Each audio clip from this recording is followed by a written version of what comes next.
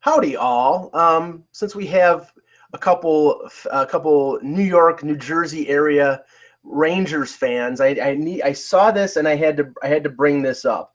Apparently, according to WABC in New York, one of the stations I listen to all the time, Madison Square Garden disclosed yesterday that it was involved in a massive credit card breach that will affect any patron who went to any event at MSG from November of 2015 to October of 2016. So happy holidays, folks.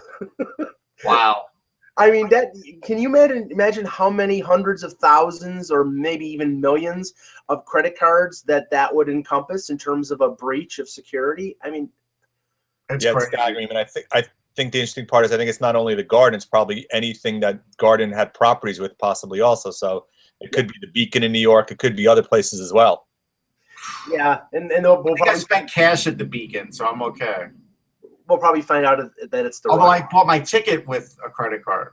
It's probably the Russians, Russ, you know? Yeah, I'm sure it's the Russians. Well, if it's anything like the Target breach from a couple of years ago, this could be really bad. Yeah, I will say this. The Target breach thankfully didn't affect me, but I feel bad if anybody was affected. And thanks for that uplifting story, Mike. Yes, they had to start off on a high note. As everybody heads to MSG tonight to watch Rangers Penguins, don't use your credit card. Right. I mean, you couldn't start with the Rockettes, Mike. You had to go with that. Well, I do like long legs. Yeah. Anyway, hello, Hockey World. Today is Wednesday, November 23rd, 2016. I'm Jan Levine. I'm Russ Cohen from Sportsology. And I'm Michael Agello, and this is the HockeyBuzzCast here on HockeyBuzz.com. I've said it before, and I'll say it again. We will not be on the air tomorrow. I will be fully sticking my head into a turkey and stuffing myself with stuffing. And we will not be here on Friday, but we will be back with the latest trades, rumors, news, and everything else on Monday. Eklund will be back from his family trip to Florida. I think Russ will be back, and maybe I will be, but I'm not sure because I'll be back. I'll probably be in a hospital somewhere after eating all my mom's stuffing. Okay. First, I want to start off with the news of the day yesterday, which came out right during the middle of the most of the NHL games, the 7:30 start games, was the news from Vegas that, the final revelation that the name of the new franchise, the new expansion franchise, is the Las Vegas Golden Knights. Now, I know, Russ, you sent me something regarding how that name came about. Yeah, because, yesterday we all didn't really know, and Adidas sent me a release on it, and it looks like Mr. Foley has a history with West Point. And with West Point, they're the Black Knights, and apparently he lost some classmates in Vietnam, and so I get it now, and that's nice, and it's a nice homage. The logo is great. We all like the logo, but I could tell you I've been to West Point. I've covered one or two football games there, and I'm not sure if I went to hockey up there or not, but it's really great. It's an amazing place, and so I can understand wanting to have a little bit of a connection with that for him. So I'm going to go easy on it now that I understand. Well, yeah, I mean, that was always, and Jan, I wanted your thoughts on it, but that was always sort of cooked in the books that Knights was going to be part of the name in terms of that homage, that representation of that connection to West Point and Army. But I mean, apparently there was some sort of thing with the London Knights that they had trademarked Knights, so you couldn't, they had to add something, right. And it wasn't going to be Black Knights because that's Army's name, so they had to come up with an addition, and that's where I have the problem.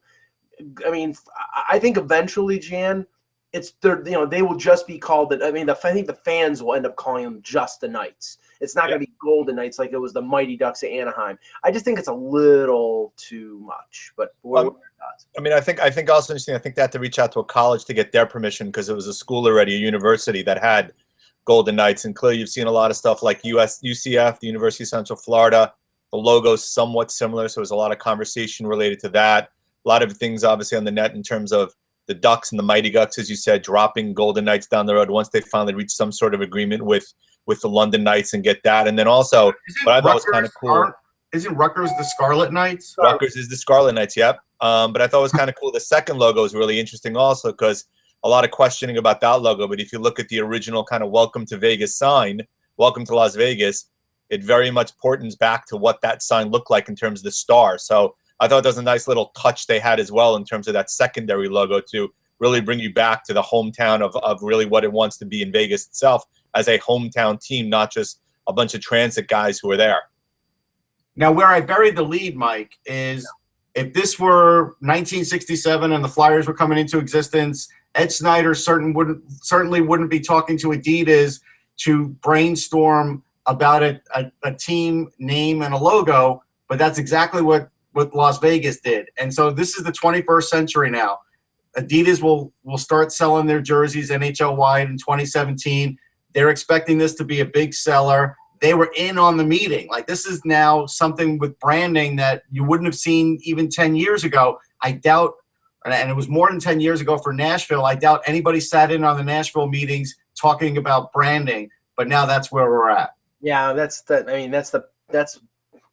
part of everything right now is branding. Funny thing is, when I heard that, and like, it's almost more appropriate that Nike would have been involved because Phil Knight, spelled Knights, is the owner of Nike, so it would have made more sense in terms of that, relationship. But I mean, I know Gary Bettman was at the ceremony yesterday, and he got booed, which is perfect.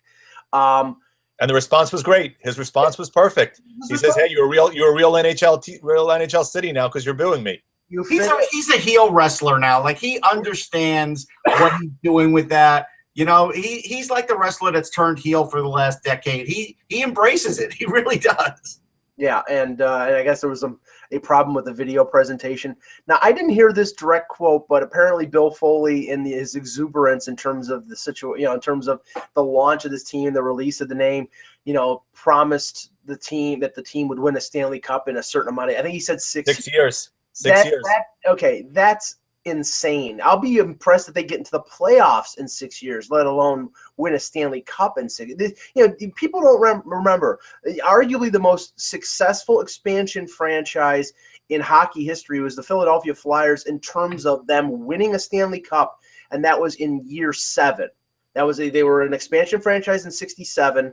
St. Louis got there because they were in the Western Conference. They got into the final 3 years in a row, but they got murdered by Montreal twice. It was an easy playoff system back then. Yeah, but what about the Panthers? Didn't the Panthers make it one of the early years? I mean, they almost made the playoffs the first year with Beezer there. They just missed, and then they made it to the finals relatively early in terms of their existence. They made it in 94. Right, and when did they come in? Yeah, I think that they came in the 80s. No, 94 they didn't make it to the Stanley Cup. No, not 94. I'm sorry, 96. Yeah, and they came in, I thought, 92, 93, wasn't it, when they came in? Or 91, 92? I thought that was the range they came in. I thought it was earlier than that. But I'm going to look it up. Yeah. But what I'm talking about, Jan, is actually winning, because Philadelphia won in 74. St. Louis got to the final in their first 2 years. 2 years. There's 3 years with Scotty Bowman as coach. Right.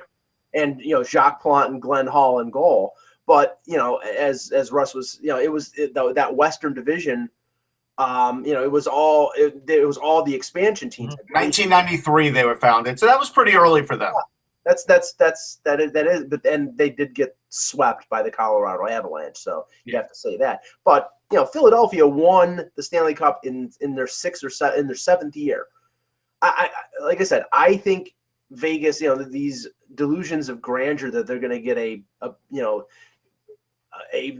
bevy of stars or a lot of really good players in the expansion draft. I think they'll get better than some other expansion drafts. I don't think they're going to get a ton of people, because I think a lot of teams are going to game the system with these players, especially unrestricted free agents. I'll use the example of Anaheim. Right now, TSN put out a list of potential expansion players. The name of Jakob Silfverberg was the name that supposedly would be exposed. Now, if you looked at I looked at Anaheim's list of players, they have to protect 3 forwards, Perry, Getzlaf, and Kessler, because they all have no moves, and Kevin Bieksa was given a no move.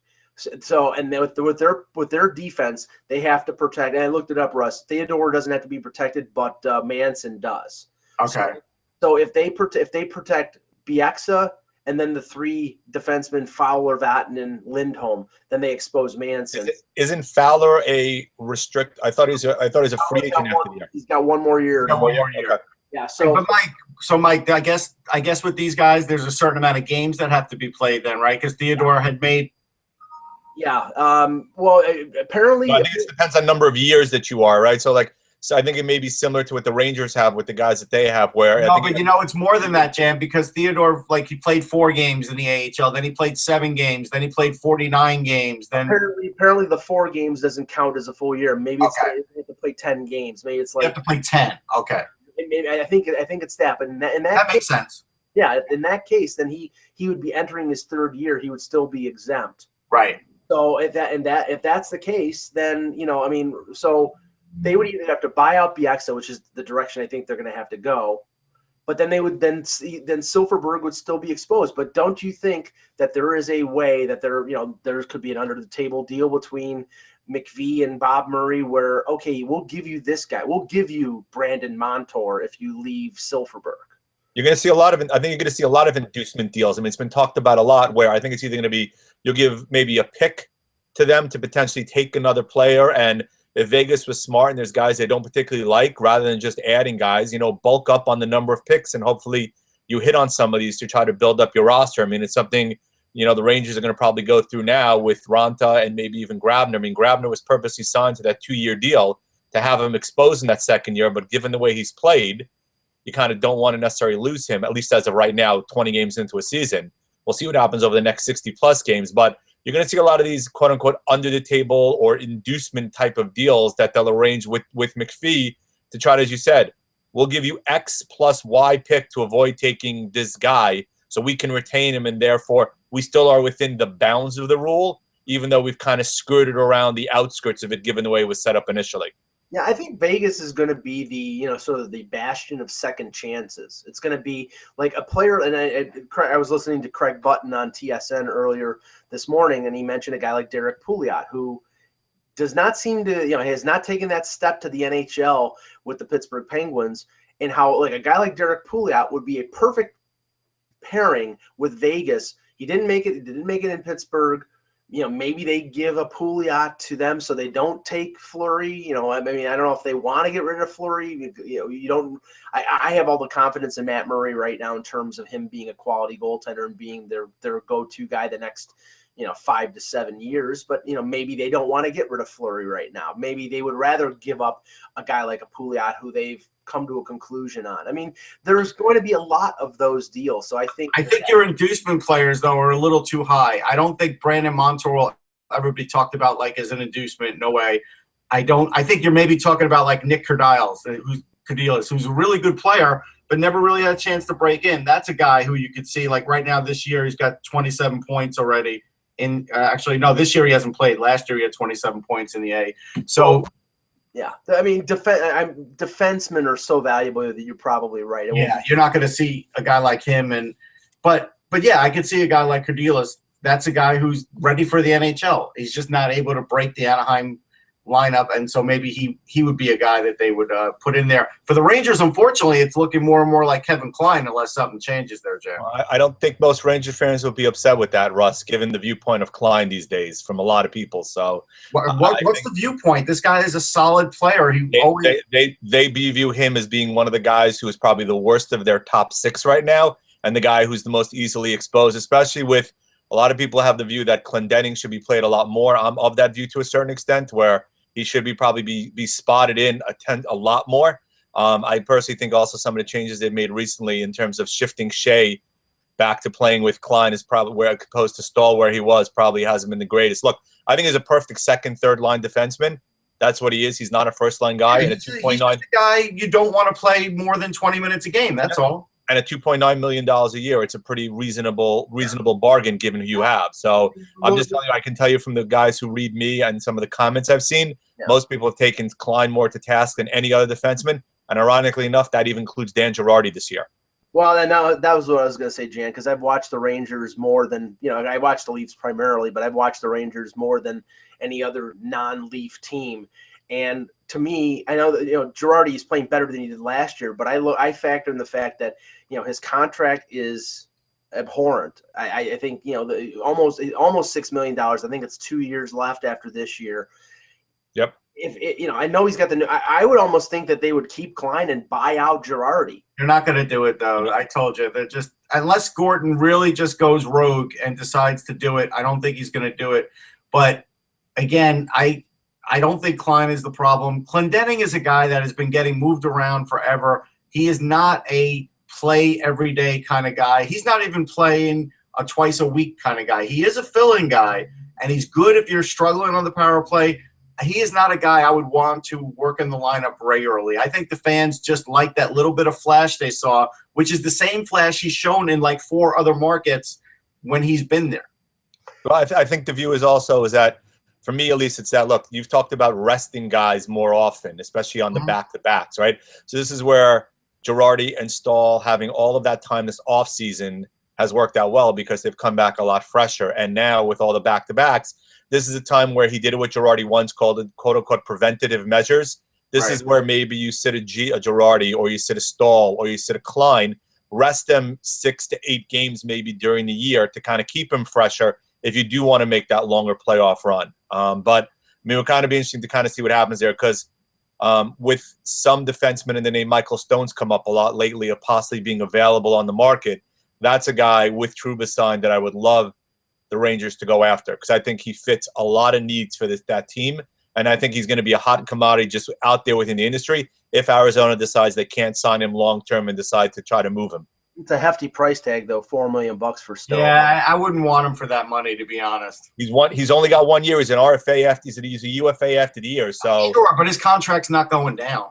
No, but again, you also have to talk about the proration and how much you have available. And if you have a need for a top 4 right-handed defenseman who blocks shots and willing to take the body and can play the power play, and who's available, there's not going to be a lot of guys out there. And how much Arizona will be willing to, in terms of holding back salary, retain salary to make it easier, like they did with the Yandle trade, to make things fit. There's a possibility there, but then the return. See, here's the thing. All right, and I'll get off the Rangers after this. Making the Yandle thing fit was a failure, and they don't need to go back to something like that. And of course, this salary isn't like that. But again, the Rangers have Ryan Graves. They have Kelly Anderson. I'm willing to look at those guys. Anderson's gone. Oh, he is gone. Okay, so he's gone. So, but they still have Ryan Graves, and I'm willing to work him in at some point too. Yeah, and they have Gilmore also. They may work in John Gilmore, who they signed this offseason as a college free agent. So, and you know what? There are a number of defensemen who are out there that are less than $4 million that they probably could get for a lot cheaper price than they could get Stone. So, I think that you're talking about a team right now that's near the top of the NHL. Everything is going right for them.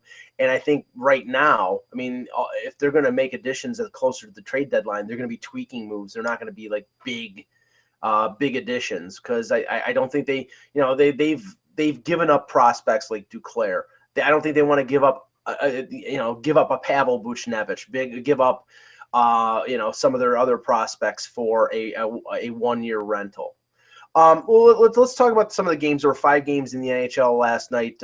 St. Louis goes to Boston and wins 4-2. Jake Allen with 39 saves. The notable event for this game was the first time that David Backes played against his former team. He scored a goal. Zdeno Chara was injured in the game, and there's no indication right now of the extent of the injury, although it is a lower body injury. And Russ, we've been talking about the declining speed of Chara. If this is an ankle or a knee, this guy, and not to say he can barely move, but he's not the guy who was a force 5 or 6 years ago. Any decrease in his speed currently from what it is now, I think is going to make him a liability. Yeah, this is a tough spot. This is part of the Bruins that they're just, it's a soft spot in their lineup. Not to say Chara is a soft spot, but to say that once you have older players like this, when they start getting hurt and you have to try and replace them, it's going to soften up the defense. And that is the worst possible thing that could happen to the Bruins because they're a team that can't afford that. Again, we looked at some of the age that they signed in the offseason, and already Backes has missed time. And so that's something where that was a definite concern. I know he played last night against St. Louis. I don't know how he did. I didn't get a chance to see that one. Yeah, he did score a goal. I don't know how well he played. But at least he was in the lineup. I mean, he's already missed games. It's like this is part of the problem with aging players in this league. You cannot afford to have too many of them. Well, I mean, the Bruins are going to be in that mix for the wild card right now. They're third place in the Atlantic, but right now they're essentially 1 point ahead of Florida, and then they fall into that group of 6 or 7 teams that are within 4 or 5 points of the wild card. The thing is, Jan, is to Russ's point, not only Backus, but Bergeron has been out a couple times. I mean, these guys, these players who have been with the Bruins for a number of years, they've gone to a Stanley Cup final. They've won a Stanley Cup. They've been in playoff battles. They've played tons and tons of games, and the wear and tear on these players, it's going to decrease their effectiveness. And maybe even as somebody like Marchand, who is more of a disturber than somebody who gets worked constantly. But now he's a top 3 player, and he's going to play a lot of minutes. I mean, I think the Bruins are not bad, but I don't think that they're going to be anything more than a team that challenges for a wild card spot. What do you think? Well, I mean, I think part of the problem he talked about Chara. Defensively, they're questionable also, right? So when you have Krug, you have him, you have a couple other guys. Pasternak has been banged up. He missed yesterday's game. That's actually a big loss not having him in the lineup. Spooner has been spotted in and out in terms of where his placement is in the lineup. That hasn't helped matters at all. Bolesky's been horrible since he's come over there generically over the last year plus. As you mentioned, Bergeron being out. I mean, Raskin itself has been actually really pretty good lately. I mean, he's been their main stalwart as usual. They have struggled with that second goalie. McIntyre and Subban have gotten some time. So they've played, I think, 4 goalies this year already. So, I mean, the problem with Boston is, as you mentioned, it's an aging club to a certain extent. The guys have had a lot of wear and tear on their body, especially Chara. He's still a guy that they have to depend on in terms of the amount of minutes because they don't really have anybody within the system necessary to replace him. And I know you guys have talked a lot about it.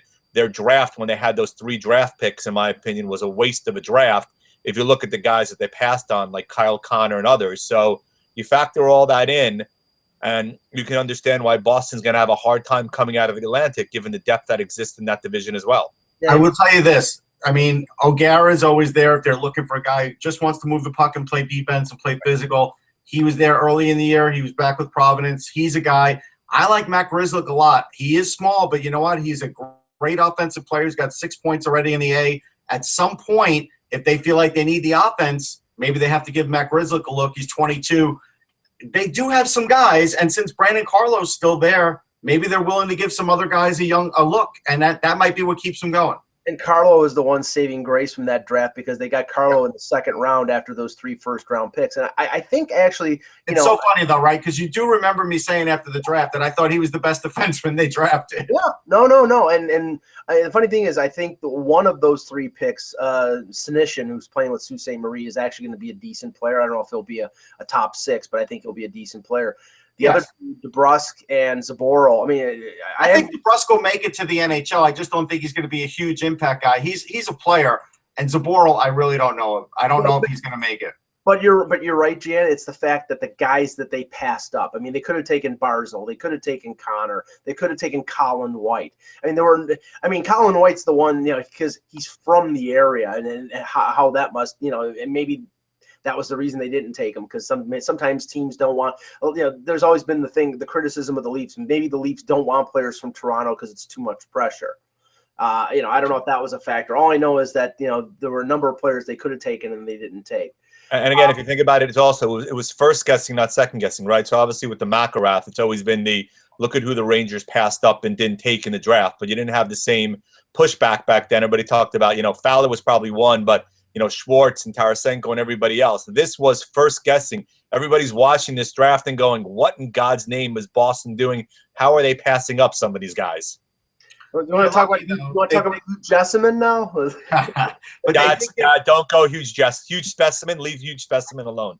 They did get Carlo, and they did get Jeremy Lawson, who's really looking good as well. So they did manage to get some defensemen. The Bruins always manage to get them. So we'll give it time, and we'll see what happens after the dust settles on that draft. Okay. Carolina Hurricanes going into Toronto, break the Leafs' 4-game home winning streak, win 2-1. Victor Stahlberg, former Ranger Victor Stahlberg, scores a shorthanded goal. for the game winner.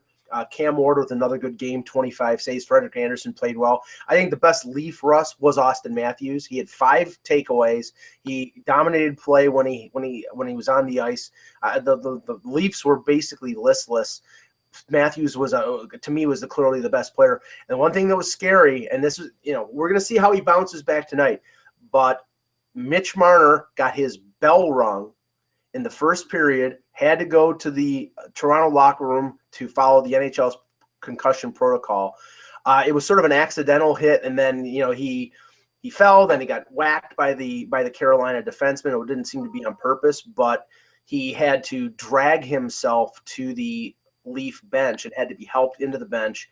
And he played okay after that, but the concern for people regarding Marner was the fact that would he be durable enough to withstand the NHL. Now, he's been great so far, but he's sort of avoided the physical confrontations in terms of taking hits. He's gone in, he's gotten into the corners, things of that nature, but this was the first time he really got his bell rung, and it's going to be interesting tonight in New Jersey when they play the Devils to see how he reacts. Yeah, this is the thing now. I mean, if they feel like teams are going to start keying on him, again, even though you thought it was possibly impossible for him to go to the World Juniors, they may have him take a break from the NHL to do just that if they feel like this kind of stuff is going to go on, because that's the one thing that's not ready in his game is his physical, the bulk on his body, the strength in his body. That's not quite there yet, and everything else is. And so they're not going to want him to get potentially hurt down the line in a season that doesn't really mean anything. And so that's where I think Leaf fans have to understand that there's more at play here than just this year. I saw highlights with Matthews, and he's getting chances, man. I mean, it doesn't matter. Everybody goes through these games where nothing happens. You call it puck luck, you call it whatever, but he is making things happen. And so, you know what? Part of the problem is when he makes things happen and there are loose pucks around the net, there's nobody else to knock them in for him. Right. Yeah, and he's played well. I mean, if you look at his advanced metrics, a lot of it's been the focus on Lane scoring 12. Right. Matthews has been, after that 4 goals, has been right there. I mean, the numbers are there, as you said. He's just not getting any luck. I mean, I thought it was really interesting also is Ward has now won, I think, 5 in a row or 5 out of 6 for Carolina. There was worries, obviously, he had a concussion or concussion protocol after getting hit in practice, and then Skinner scored again. And Skinner's one of those guys you kind of look up and you go, oh, wow, he's got 30 goals at the end of the year. Yeah. You don't realize just how good Jeff Skinner really is until you kind of look up at the end of the year and look at the overall numbers. Well, I mean, and I've said this for a couple of years, Bill Peters gets more out of less than anybody. And the thing is that team is now, I mean, I like their young defense. You got Hannafin, you got Justin Falk, who's not old.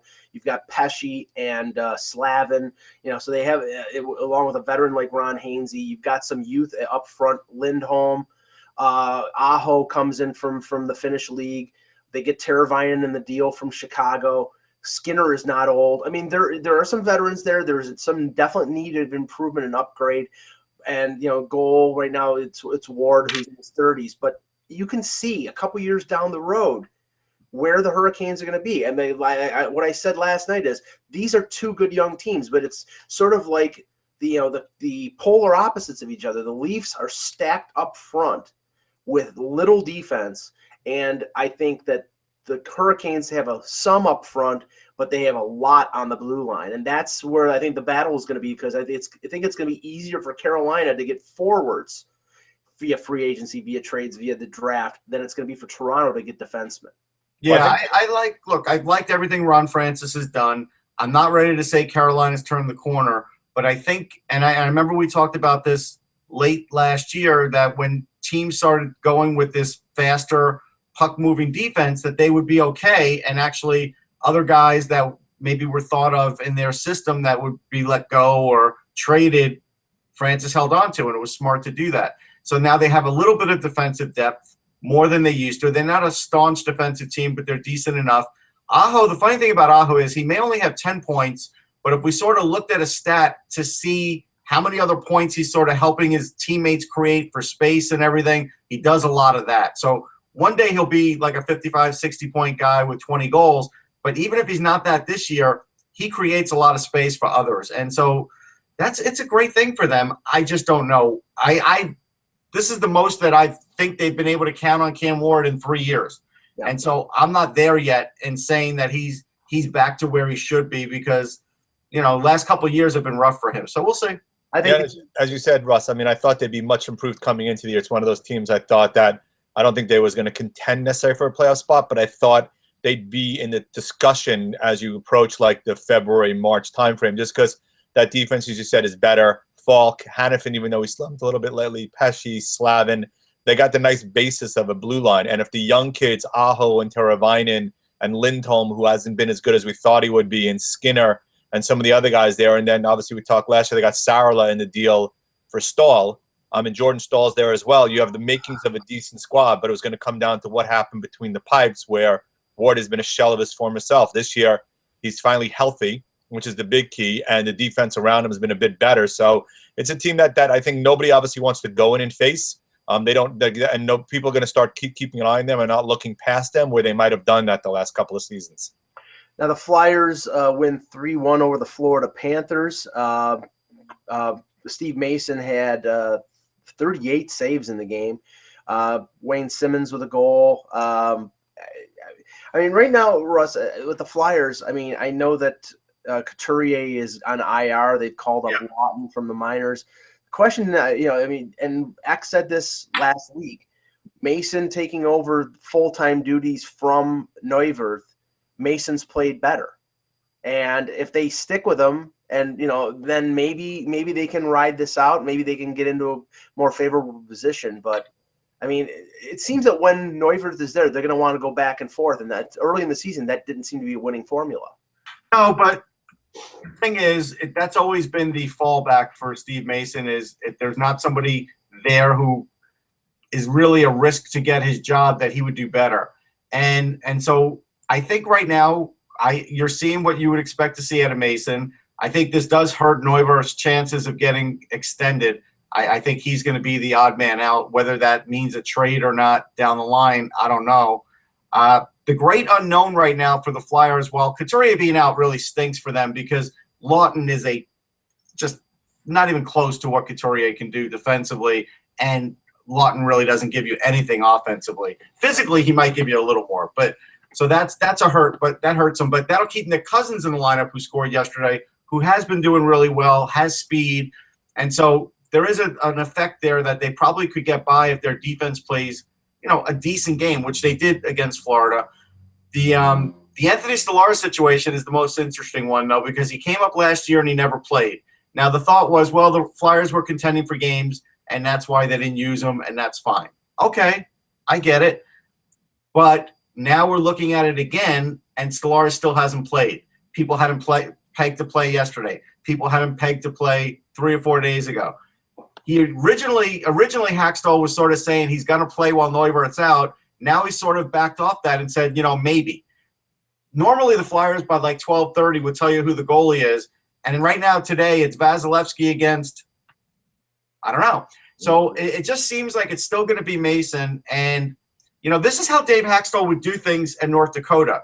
Tomek, who was a Flyers draft pick, a goalie, I think he was redshirted for an entire season. I don't think he even played a game last year for North Dakota. Now, Hackstall was gone, but again, one of Hackstall's guys took over. And so I just have a feeling that he is not going to use Anthony Stolarz unless there's an injury or a blowout where they just want to give Mason a rest. Well, I mean, goaltender manipulation and roster manipulation has been very apparent this year. I mean, I can go into the stuff with Toronto right now about Frankie Corrado playing one game, and they played almost 20 in the league. Frederik Andersen's played every home game. They played 10 home games. He's played every one. They have a solid veteran backup in Jonas Enroth, and he may play tonight in the second of back-to-back games. He's only played 2 games this year. So, yeah. I mean, and that's a team that I think they're confident that Enroth is an experienced veteran who could win a game. It just seemed that last year they were in a playoff race that might have been excusable in terms of not playing Stolarz, but right now it's early in the season, and he's had success at the AHL level, so why not put him in for one game? So here, get this. So Matej Tomek, who was drafted in the 3rd round in 2015 by the Flyers, has yet to play a game for North Dakota. Now, I don't know if he's injured, but he's into his second season and he hasn't played an official game. That's crazy. Now, Jan, we have a indication that Carey Price is human because Carey Price actually lost the game in regulation. The Ottawa Senators beat the Canadiens 4-3 yesterday. Erik Karlsson with a goal. Price allowed 4 goals on 23 shots. And that was after a pretty great performance that he had against Toronto on the weekend. I mean, I think everybody right now says, Price is the best goaltender in the league. But again, I say if they don't get a great performance out of him or if he's not in the goal, this team is a 500 team. And I still don't know whether they have enough when they get to the playoffs, if Price stays healthy, to get far. I mean, I think, first of all, Montoya gets a bad rap because the losses have happened when he's been in net, and we know he got left out to dry by Terrian in that one game. So overall, he hasn't played that badly. I mean, and as we said the last couple of years, as Carey Price goes, so goes the Montreal Canadiens. I mean, look at the year when they ended up facing the Rangers in the Eastern Conference Finals. They were a good team, but when he got out, ended up having to get replaced in the net by Tokarski, who played pretty well. You saw the difference that it makes from a confidence perspective just having Price in front of them. Montreal itself has played okay. Pacioretty hasn't had a particularly great year. Plekanec's had a decent year. Descharnet's been scratched and in and out of the lineup. Their blue line has been, Weber's played great since he's come over there. Markov yesterday was an absolute beast. So I think Price is a huge component of that team and likely is the best goalie in the world, though I think I'm still biased in terms of the guy we have playing in Madison Square Garden at times. But all I'll say is that I don't think it's any knock necessary to say that as Montreal goes, it depends on Carey Price, and that's just the way it is with a lot of teams. So, yes, he's human. I didn't expect him to go undefeated. This is not the 75-76 Montreal Canadiens, but he's still a pretty darn good goalie, and you'd expect him to get probably 35-40 wins depending on the number of games he starts this year. Yeah, I think it was good that you mentioned Andrei Markov, Jan, because, Mike, he may be the most overlooked defenseman in the league right now because we all sort of dismissed his injuries up until like last year when he would just be in and out of the lineup. He's got 17 points in 20 games. Yeah, everybody's focusing on Shea Weber, and this guy's having an all-star year again. I will tell you one funny thing. When I interviewed him at an all-star game, it was his first all-star game. I don't remember what city it was. May have been Ottawa. And he was just sweating profusely. He was so nervous. He's a guy that really does not like to interview very much or talk about himself. And so he was out of his element. But he's always been a great player on the ice and really could have had a multiple all-star year, like an all-star every year if he'd have stayed healthy. But this is a big thing for Montreal because with Weber and him staying healthy, that at least gives them an elite pairing, which – last year, even though Subban was there, because of the coach, because of the way they were playing, they didn't have that. If you have an elite pairing and Carey Price, you're going to go pretty far. Well, I mean, he had his injury problems, I think it was over a decade ago. But looking up his stats right now, the last 5 years, 48, that was the lockout shortened, 81, right. 81, 82. So he's been healthy. But the thing is, he's 37 years old and he's a UFA at the end of the year. So this is this is a salary drive. He may want to get one more good contract. He's like Sergei Gonchar, man. Someone's going to sign him. Yeah. So how ironic is it to be talking about a 37-year-old guy on a salary drive? Yeah. Well, I mean, Jan, the state of defense, we're going to talk about Brent Burns' contract in a minute. The state of defense right now is so bad that a 37-year-old defenseman, if he's effective, is going to get a contract. I mean, Stefan Robida broke his leg twice and got a 3-year contract. Now, that may have been stupid by the Maple Leafs, but it was understandable because until he broke his leg, he was a pretty solid defensive defenseman. Okay, the other game last night was a little bit controversial. The Islanders win 3-2 in a 14-round shootout, and the controversy in this was a shootout attempt by defenseman Thomas Hickey. And I watched this, Jan. It was reviewed by Toronto, and we can't show the video because I don't have the capability of doing it. If Ak was here, he could. But basically, Hickey goes to his backhand and pushes the puck, backhands it towards Jonathan Bernier, who was in the goal, and keeps contact with the puck. And to my mind, is pushing Bernier into the goal, over the goal line, and the puck goes over the goal line. Now, it might have been momentum that carried Bernier, but he maintained contact with the puck. It was not like a shot and then it's a jab. It was maintaining contact with the puck as the puck was going over the goal line. It was reviewed, and they called it a goal.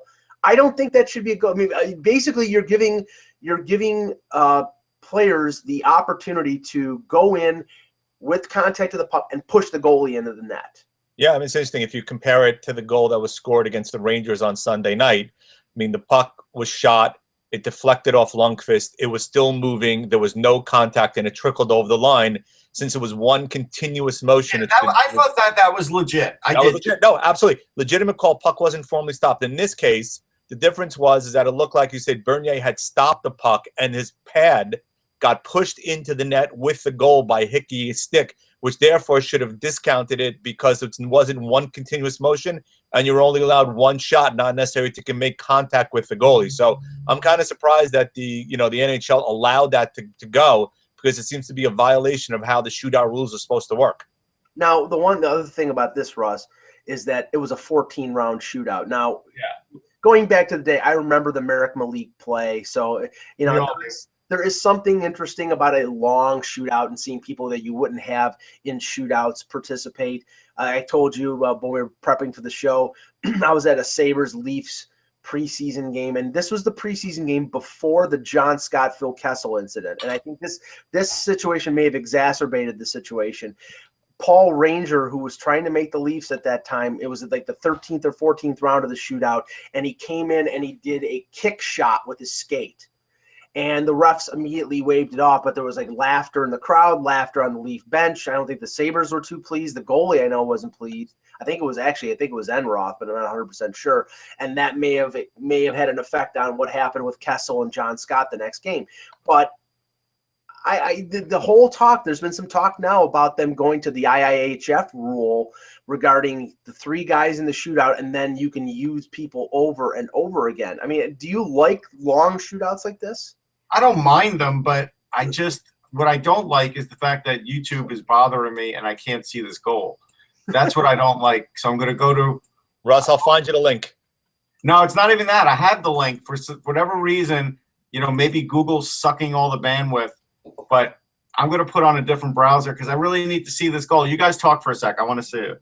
I mean, okay, Jan. Okay, let me give you my view on shootouts, right? So, I mean, obviously, you remember back to the Olympics with Russia against the U.S. and T.J. Oshie shooting over and over again. To me, that was kind of, I'll use the term bastardization of the rules. I know it's legal in the Olympics. I personally don't like it. You go once, you score, great, and you continue moving on. Look, the shootout in itself already is a bastardization of the rules. It was done to kind of spur interest, and I think to a certain extent, it's somewhat outlived its usefulness. I mean, it's great to watch some of these moves, but as Larry Brooks calls it, he calls it the skills competition, which is really what it's become, and really not necessarily the way games really should be decided. But I understand the reason. So I'm not a big fan of saying, okay, you get 3, and you can go again, and then you can go again. You know what? You've used your 3. Figure out your best 3. If it's tied, then you move on to the 4th and the 5th and the 6th and the 7th. And if you get to the 6th defenseman on your team shooting, then so be it.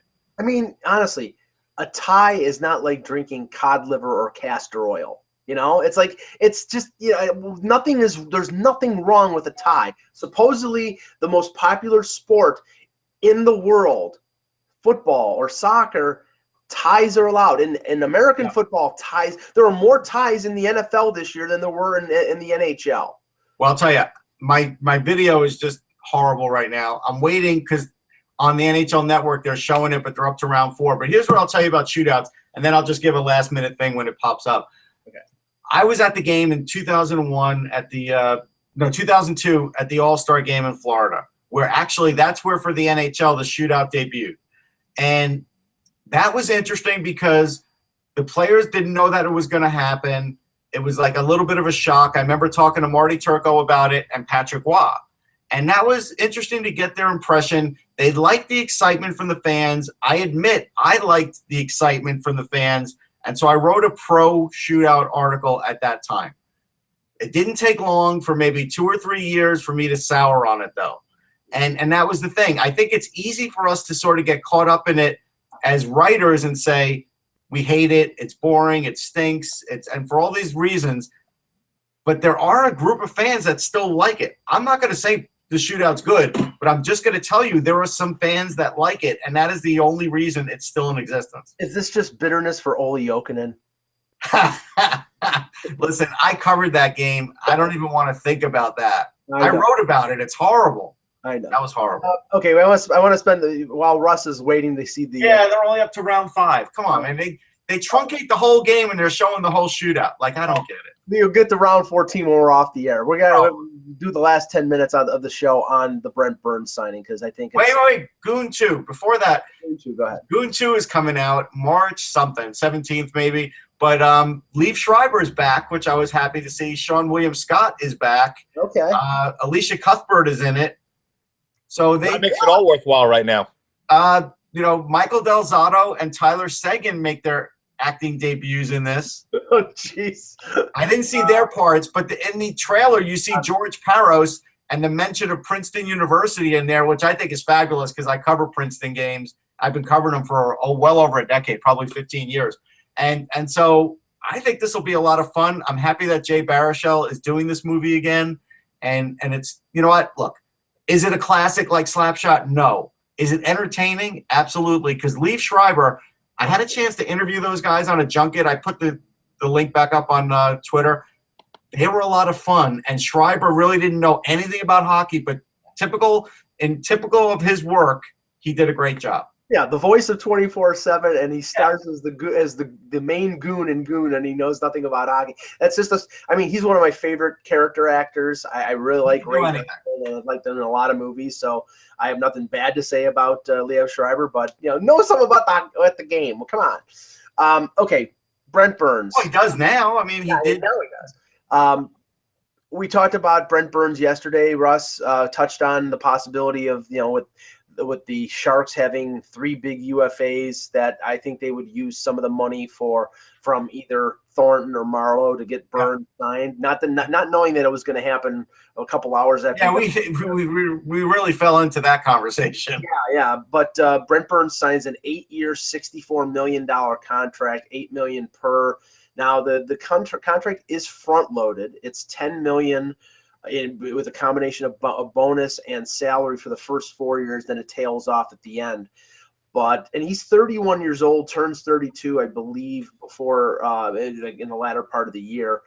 Jan, what do you think of this contract? Because I thought that San Jose had to get him signed because he was that important to them. Well, again, I think a lot of contracts, and we've seen this in baseball also, is you're hoping for X number of really good years, X number of years, and expect the last 2 or so years to be completely horrific and have to terminate. The interesting part to me was the structuring of the deal for 2 reasons. One, a lot of it is signing bonus, so that makes it lockout protected for Burns.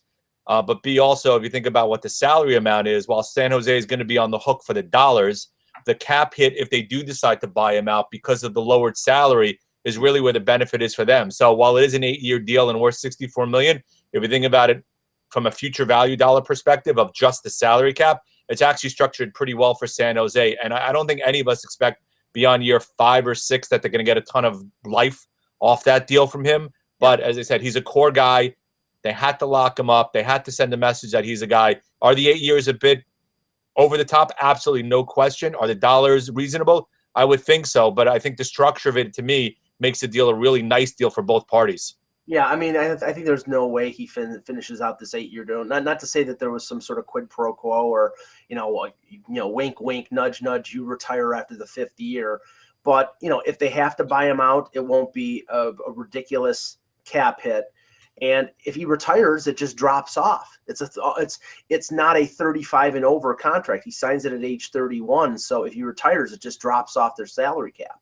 So that's a benefit for them. What I also think this does, Russ, is I think that this, you're going to see maybe Thornton signed, but it's not going to be Thornton and Marlowe unless they both take $1 million a year or something like that.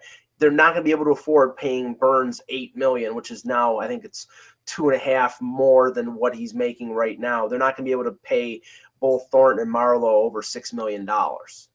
Yeah, I agree. But I think they're going to take cuts now. I think now that they've got Burns in, they're going to figure it out, and they're going to take cuts, and they're just going to be Sharks for life. I could see it happening. I think this deal will be the deal that gets outlined in the next CBA, and the league will want to do something about this for sure, because it completely circumvents like those last couple of years on the cap, which would be the tough years, like Jan pointed out really well. So it is what it is. I just saw the Hickey goal. It is not a goal. He took an extra swipe at the puck, and I can't believe with replay the refs didn't see that. I could understand why Ryan Getzlaf went crazy. They should have won the game. Going back to Burns. Yeah. Going back. I think we all agree that goal should have not have counted. No. But again, I'm a little surprised that given the NHL reviewed this and it's not one continuous motion, I'm a little shocked that somebody didn't notice that and overturn the goal. Right. Now, the one thing about the Burns contract that I think, everybody's seeing $8 million, everybody's seeing the max 8-year contract. The thing is, look at unrestricted free agency next year, folks. Maybe Eck doesn't want me to say this because, we get a lot of traffic around July 1st. There's nothing there. There's not a lot. Right now, and I looked up the top 2 unrestricted free agent defensemen right now. One is Kevin Shattenkirk, and he's probably going to go to market. I can't see St. Louis signing him with Parayko as an RFA, but maybe they trade him, and whoever they trade him to signs him. But he's probably going to be on the market July 1st. And the number 2 defenseman is Carl Alsner. And I like Carl Alsner, and I think a number of teams would take Carl Alsner, but I don't think teams want to pay $5 million plus for Carl Alsner. And with the lack of defensemen out there in this free agent pool, he's going to get more than $5 million. Yeah, he's set up for that. And we have to remember, and this will make it a little weaker, that Las Vegas gets first crack at all the expiring RFAs. Yeah, what is it, 48-hour window? They've got a 48-hour window, so that's going to limit it even more. So because they've got money to spend, right? So if there's a couple of good ones, they're going to be gone. Las Vegas is going to take them. McPhee's no dummy. And so this is something where this is why I look, and it's not like I'm saying anything new, but some teams were late to the party on this. If you just started getting into drafting defense, it's too late. You're now 3 years behind at best, unless you're, top 10 in drafting. For every Brandon Carlo, there's 100 guys that don't make it in their first year, especially out of the first round. So that's where some of these other teams, a desperate team who feels like that one more piece will get them to the cup, will give Carl Alsner the money. If for some reason Markov is out there because the Canadians don't want to pay the salary for a 37-year-old guy, he'll get a 2 or a 3-year deal just because someone's desperate for defense. We have now gone into the territory where in baseball, if you're a left-handed reliever or even like a Bartolo kind of Cologne starter, at some point the train's going to stop on Cologne, but he keeps getting a contract.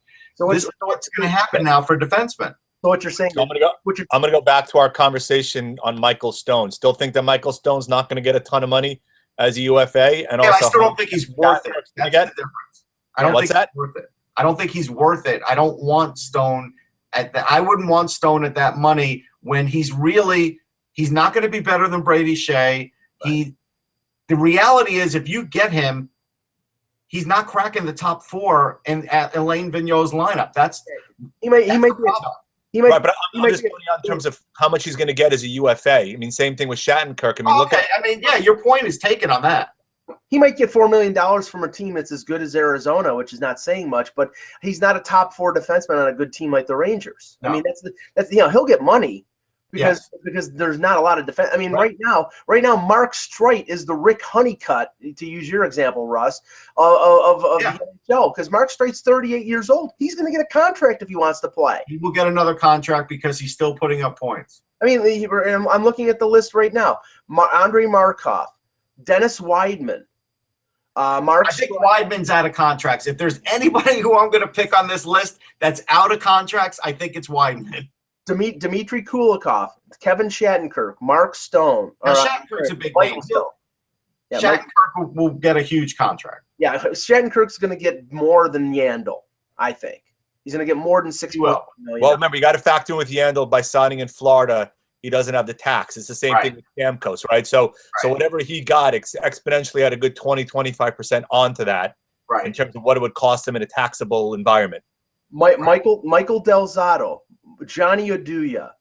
I don't think Del Zotto will ever reach free agent status. I think the Flyers will lock him up again because I think the Flyers will look at their system. They'll look at Mark Streit. They're going to trade Mark Streit at some point, and I think they'll lock up Del Zotto when they trade Mark Streit. And I bet you, and Del Zotto likes that team to the point where I think he's willing to wait for that to happen. Trevor Daley and Chris Russell is 29, going on 30 years old, and he got the 1-year deal. Maybe he was smart to take the 1-year deal. What is Chris Russell doing? Nothing. Nothing, but Trevor Daley will get paid. Trevor Daley will get paid. You don't have to do much. As long as you are there, you don't make mistakes. You serve a purpose, and you can play 20 minutes. You're going to make. This is the problem. This is why if you're a good drafting team and you have a certain amount of defensemen, you're no longer worried about drafting a guy who can play a complete 200-foot game on defense. You're worried about a guy who can puck move and not make a lot of mistakes and have a lot of speed.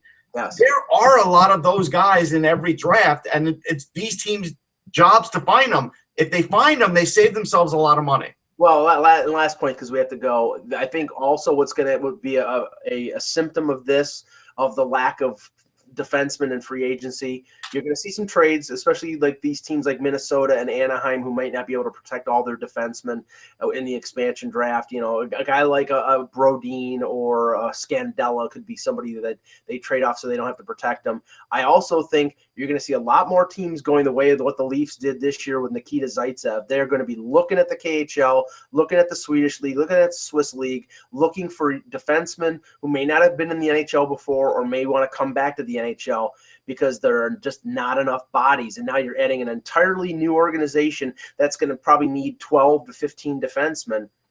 Yeah, I'd rather find a guy in the Finnish or Swedish League than sign Chris Russell. That's just me. Yeah, find a 26, 27-year-old guy who's played several years in the league, who can come over, can move the puck a little bit, and you slot him into your lineup, and you have a veteran presence who's got experience, and you're not overpaying to get. What teams need to do is start talking to those former players who played there during the lockout, guys like Briere who played in Germany. They played with guys that are like this, that are still hiding in the weeds. Yep. Well, great show, guys. Thanks, Jan, for coming on such short notice. I want to wish everybody out there a happy Thanksgiving. We will be back on Monday with another edition of the Hockey Buzzcast. I have one Thanksgiving tip. Yes. Because you mentioned the stuffing, right? Yes. You could now. Here's the thing. I went to school for hotel restaurant management, and I did take a food sanitation class. You can still get salmonella poisoning for stuffing because most people use eggs in stuffing. And so my basic point is you can't leave it out forever. It will go bad. Sometimes I see people, they just leave it out, and they leave it out for 4, 5, 6 hours. Then they put it in the fridge.